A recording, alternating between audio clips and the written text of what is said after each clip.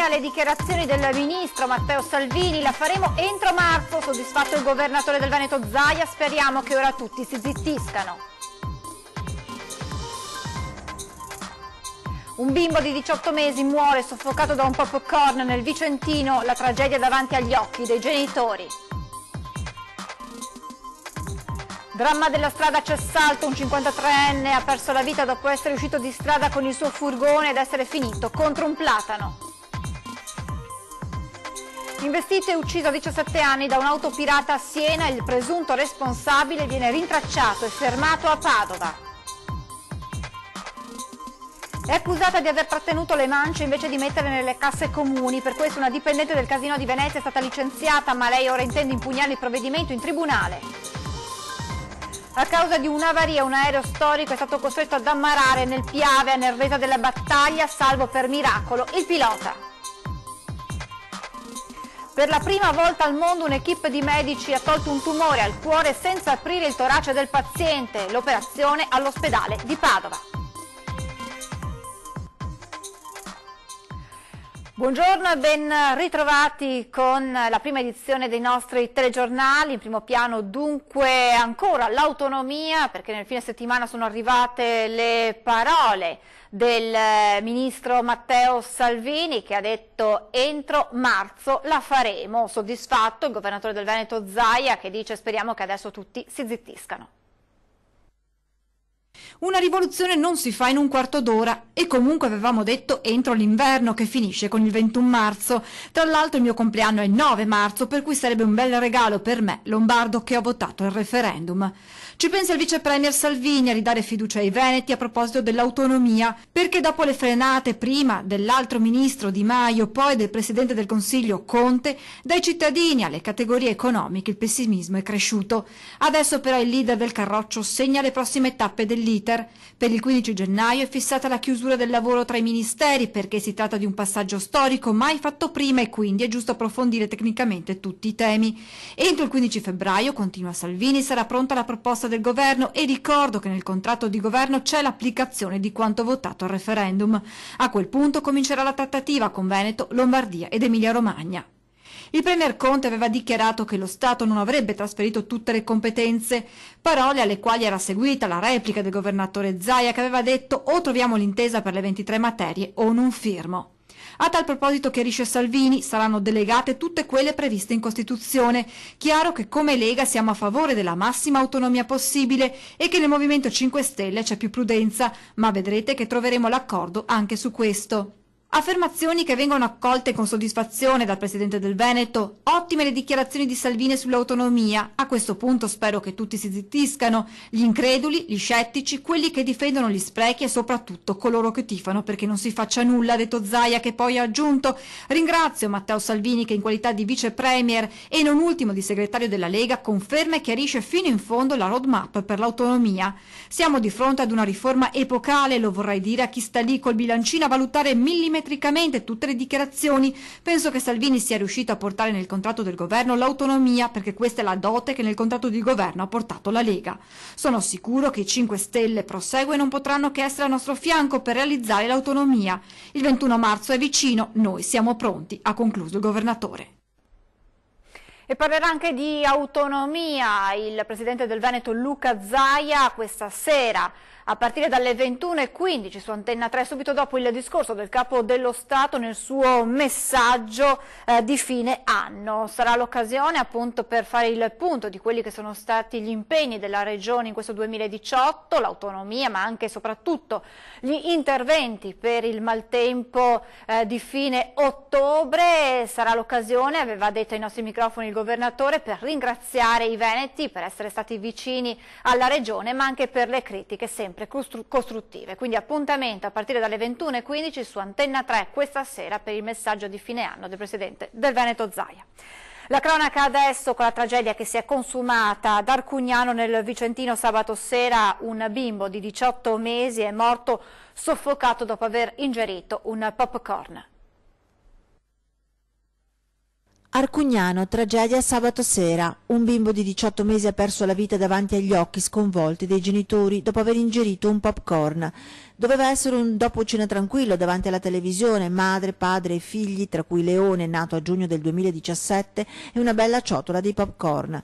Il dramma si consuma verso le 22 quando il piccolo Leone, dopo aver ingerito un fiocco, si lamenta debolmente. I genitori intuiscono cosa è successo. Il fiocco è rimasto in gola, il piccolo fatica a respirare. Da qui i frenetici tentativi di salvarlo, la chiamata al 118 che via telefono cerca di aiutare i genitori a liberare la gola del figlio, in attesa che arrivino i sanitari. Ma quel maledetto fiocco di popcorn non vuole uscire. Quando finalmente i medici del 118 riescono a liberare la gola del piccolo è ormai troppo tardi. Leone muore per soffocamento. Tragico incidente stradale, ieri intorno alle 13 a Cessalto, in provincia di Treviso, un furgone si schianta contro un platano, muore l'uomo che è al volante, si tratta di un 53enne. Le lamiere accartocciate, quel che resta del furgone nel fossato, ennesima tragedia della strada ieri intorno alle 13 in via Calnova tra Cessalto e Motta di Livenza. A perdere la vita è un 53enne del posto, Franco Battistella. Per cause ancora da accertare l'uomo ha perso il controllo del mezzo e prima si è schiantato contro un platano, poi ha terminato la corsa dentro un fossato. A dare l'allarme un ex maresciallo dei carabinieri che ha notato il furgoncino Fiat Doblò. Sul posto sono arrivati subito gli uomini del 118, i vigili del fuoco e di carabinieri. Per Battistella purtroppo non c'era più nulla da fare, è morto sul colpo, violentissimo l'impatto contro il platano. La provinciale è rimasta chiusa al traffico in entrambi i sensi di marcia per oltre 3 ore per permettere le operazioni di soccorso e la rimozione del mezzo. Le forze dell'ordine ora stanno cercando di ricostruire la dinamica dell'incidente. Il 53enne potrebbe essere stato colto da malore. Shock in paese dove Battistella era molto conosciuto. Era imprenditore e artigiano edile, viveva a Sant'Anastasio di Cessalto. Aveva 2 figli, la più grande è una studentessa universitaria, la minore è un adolescente. Nelle prossime ore sarà fissata la celebrazione funebre. Restiamo nel Trevigiano con un'altra tragedia che si è consumata ieri a Carbonera. Un giovane di 19 anni è stato trovato senza vita all'interno del suo appartamento. Tra le cause potrebbe esserci quella di un'overdose da cocaina. Il padre aveva tentato più volte di mettersi in contatto con il figlio 19enne, ma nulla. Il ragazzo originario di Palermo e residente a Vascon di Carbonera non rispondeva più al cellulare. Così il genitore preoccupato ha allertato il proprietario dell'appartamento dove il giovane viveva da solo. Quando l'uomo è entrato in casa lo ha trovato ormai senza vita. Immediatamente sono stati chiamati i soccorsi e le forze dell'ordine. Secondo gli investigatori il ragazzo potrebbe essere morto a causa di un'overdose da cocaina. Accanto al corpo sarebbero stati trovati 3 ovuli consumati in piccole dosi. Sarà l'esame autoptico comunque a stabilire la reale causa del decesso. Il ragazzo lavorava come cameriere in un ristorante di Treviso. Era molto conosciuto, tantissimi messaggi di cordoglio arrivati alla famiglia. Non solo, ma nella sua pagina di Facebook sono stati moltissimi a volerlo salutare. Investito e ucciso a 17 anni da un'auto pirata, l'incidente a Siena, il presunto responsabile viene fermato a Padova. Venerdì l'incidente a Sovicille in provincia di Siena. Arturo Pratelli, 17 anni, è stato travolto da un tir che non si è fermato. Sono stati alcuni pezzi di carrozzeria uniti ai fotogrammi delle telecamere della strada in cui è successo l'incidente a permettere di ricostruire la vicenda e a individuare in un 45enne di Solesino in provincia di Padova il conducente del mezzo che non si sarebbe fermato a prestare i soccorsi. Le forze dell'ordine sono arrivate all'abitazione del padovano pochi minuti dopo le 7 di domenica mattina eseguendo il fermo. Ad indagare i carabinieri del nucleo investigativo della Compagnia di Siena, che hanno ricostruito i drammatici istanti in cui il 17enne camminava lungo la provinciale, un impatto violentissimo che non ha lasciato scampo ad Arturo, spirato durante il trasporto all'ospedale. Le forze dell'ordine, comparando i singoli pezzi di uno specchietto, sono risalite al modello del veicolo, un autocarro modello MAN di colore bianco.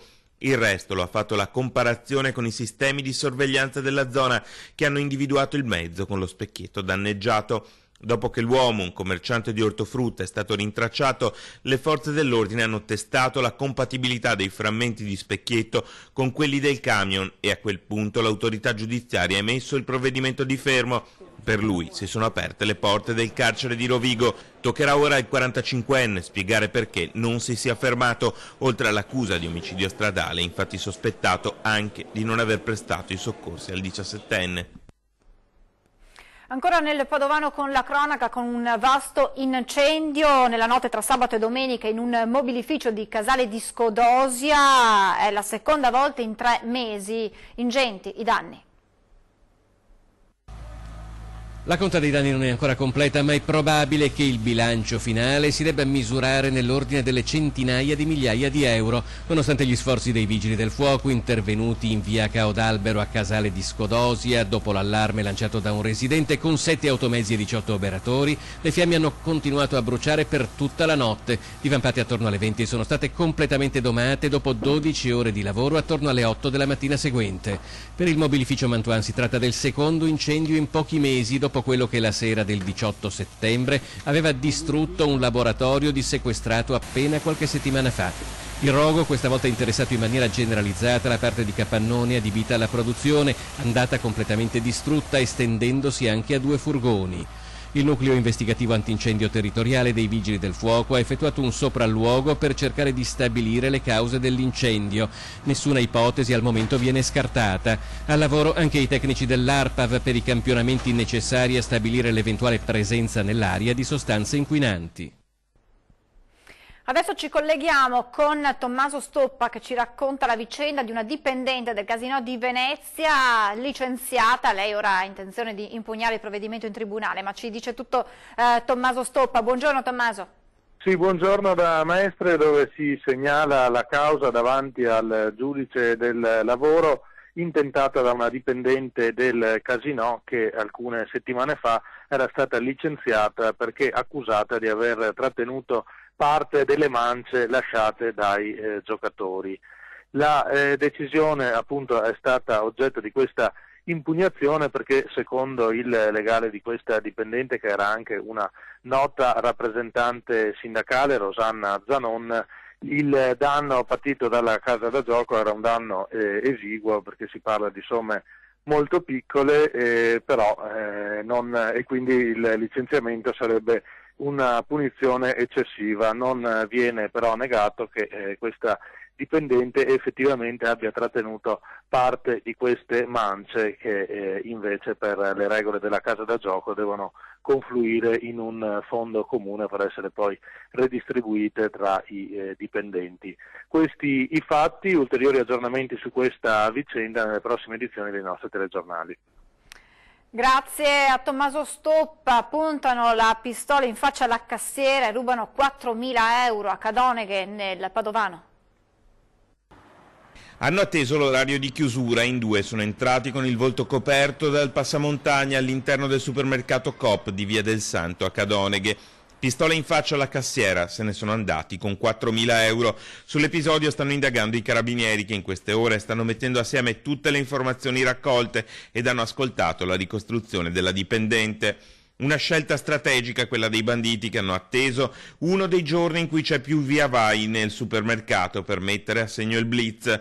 A passo spedito i banditi si sono diretti verso le casse e pistola in pugno hanno ordinato alla cassiera di consegnare tutto il contenuto. Attimi di paura all'interno del supermercato, i clienti sono stati infatti costretti a stendersi a terra.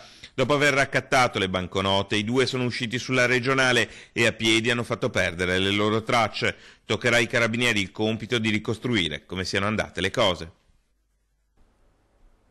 Stanno procedendo in queste ore lungo il Piave, nel Trevigiano, le operazioni di recupero del velivolo storico ammarato a causa di un'avaria, illeso per miracolo il pilota. È stata sicuramente l'abilità e la freddezza maturata in tanti anni di voli sugli aerei all'Italia a salvare la vita di Alessio Bartolini, 51 anni di Ponzano, che ieri è finito sul Piave con il suo velivolo storico.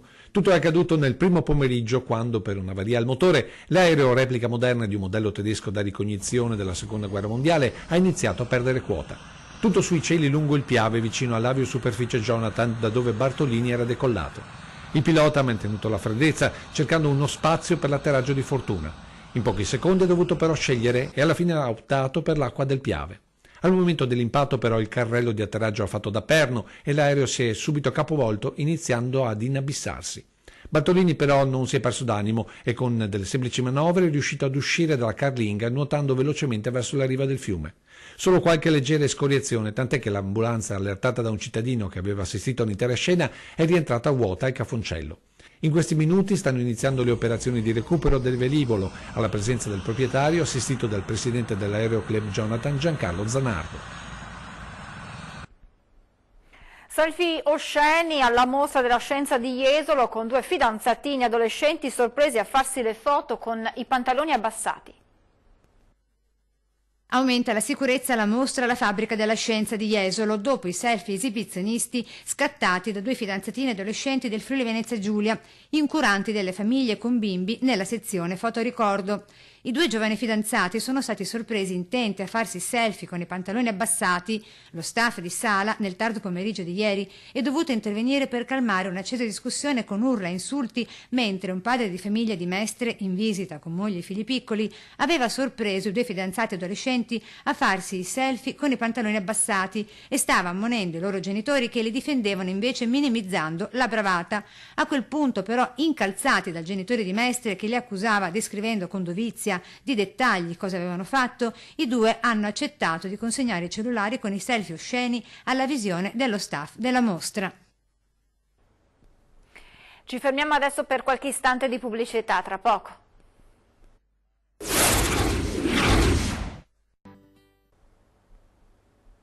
Rieccoci in diretta con una notizia di sanità che arriva da Padova, dove una task force di specialisti formata da cardiochirurghi, urologi e chirurghi epatobiliari ha rimosso un tumore renale esteso al cuore, aspirandolo senza aprire il torace del paziente con una nuova tecnica. È la prima volta al mondo che viene effettuato un intervento del genere con il paziente in recupero che tornerà presto alla sua vita normale.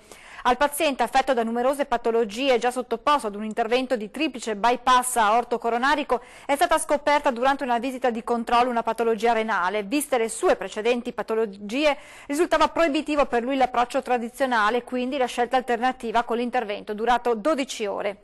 I cardiochirurghi hanno rimosso il tumore dall'interno del cuore senza aprire il torace a cuore battente, senza l'ausilio del bypass, con solo un'incisione a livello del liquide. Poi gli urologi hanno proceduto con l'apertura dell'addome e l'isolamento della vena cava inferiore e della rene di destra, mentre i chirurghi epatobiliari hanno isolato il fegato. Infine i cardiochirurghi, gli urologi e i chirurghi epatobiliari, coadiuvati dai cardioanestesisti e dai perfusionisti, hanno operato contemporaneamente al tavolo operatorio per l'asportazione del rene e la rimozione del trombotubore dalla vena cava per prevenire l'embolia polmonare. Il suo gesto di grande generosità gli ha fatto ricevere l'encomio del Presidente della Repubblica, che è la prestigiosa riconoscenza della Croce al Merito. Questa storia ci porta nel veneziano con la vicenda del giocatore donatore Fabio Caramel. Ha ricevuto la Croce al Merito della Repubblica Italiana per il suo gesto di grande generosità. A ricevere l'onorificenza Fabio Caramel, 27 anni, di Marcon, il giocatore dello Spinea Calcio che ad aprile scorso ha scelto di non giocare la partita di stagione contro la squadra capolista per andare a donare il midollo spinale ad una donna malata. L'ho fatto essenzialmente per un dovere mio, per una mia volontà di fare questo gesto. Fabio ha testimoniato in prima persona il valore e la responsabilità della scelta della donazione. Queste le parole di encomio del Presidente della Repubblica, Sergio Mattarella, con Fabio che ricorda quanto sia semplice il gesto della donazione, considerata anche l'equipe medica che segue il percorso passo dopo passo. Sei seguito da un'equipe da professionisti, quindi io ho dato la mia disponibilità e sono andato a fare questa donazione. Fabio non è nuovo ad atti di questo tipo, la sua sensibilità lo ha spinto infatti da tempo a fondare un'associazione a sostegno delle persone con disabilità. La nostra associazione si chiama Uguale, col simbolo del diverso, per far capire subito in che ambito operiamo. Noi operiamo nell'ambito della beneficenza, sosteniamo associazioni che operano con ragazzi disabili, facciamo eventi, manifestazioni per raccogliere fondi e aiutare queste realtà. Ultime ore di preparativi per i festeggiamenti del Capodanno. I vicentini scelgono il profilo basso pur non rinunciando al cenone, magari tra amici in casa.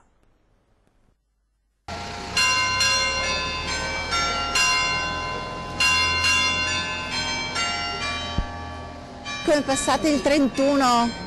Se fate cenone, se andate da qualche parte? No, cenone no, perché proprio siamo già abbondantemente oltre il limite. Lo facciamo con tranquillità in casa, tra amici, così. Facciamo un cenone in compagnia di amici.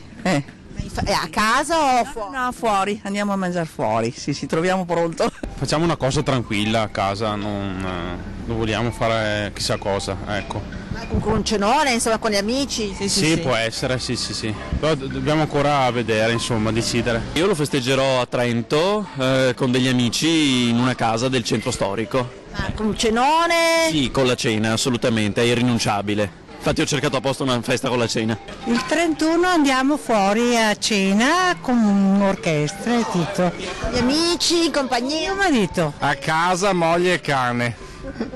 In tranquillità? Esatto. Niente cenone? Cenetta intima. Come festeggiate il 31? Veniamo qui in piazza. Finalmente trovo qualcuno che viene in piazza. Sì. Quindi dal pomeriggio oppure alla sera con le musiche, l'aperitivo dalle 18? Aperitivo. Andando a letto prestissimo. Puoi andare poi a sciare? No, sciare no, però non facendo nulla. Mi sa che quest'anno non faremo niente di particolare. Neanche venire in piazza per la... Può darsi in piazza, ma non andremo da nessuna parte. Diamo neanche cena, cenone. Faremo un cenone, ma fra amici. Sto a casa con le mie cagnoline. Contentissima di passarlo così.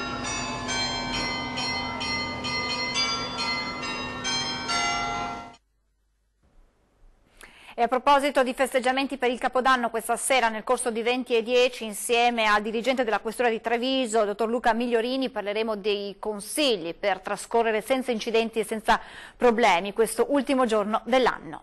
Per questa edizione è tutto, vi lascio previsioni del tempo, grazie per essere stati con noi, buon proseguimento di giornata, arrivederci.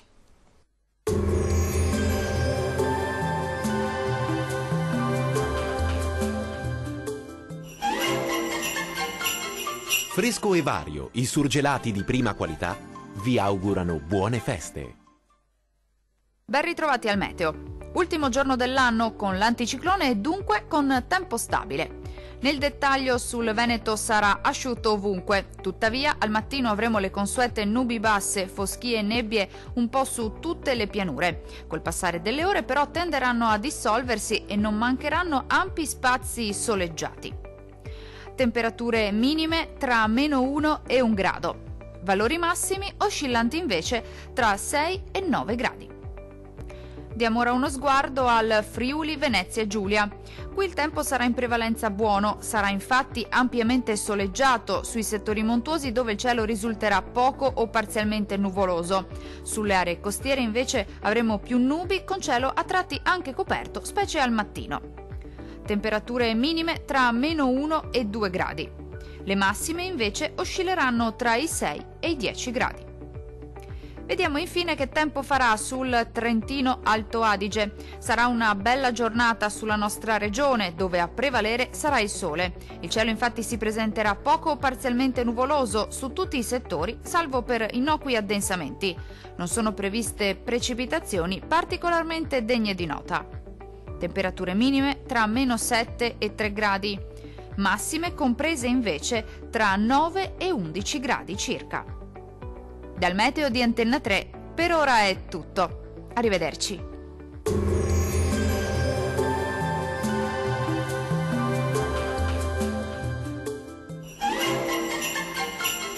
Fresco e Vario, i surgelati di prima qualità, vi augurano buone feste.